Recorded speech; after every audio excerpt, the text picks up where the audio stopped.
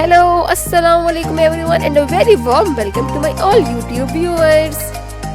उम्मीद करती हूँ कि आप सब लोग जहाँ कहीं भी होंगे एकदम फर्स्ट क्लास फिट और लशपश होंगे। जी हाँ जी, आज के इस वीडियो में हम लोग बनाने जा रहे हैं बहुत स्पेशल, बहुत ही क्रिस्पी टाइप के हॉट विंग, वो भी KFC स्टाइल में।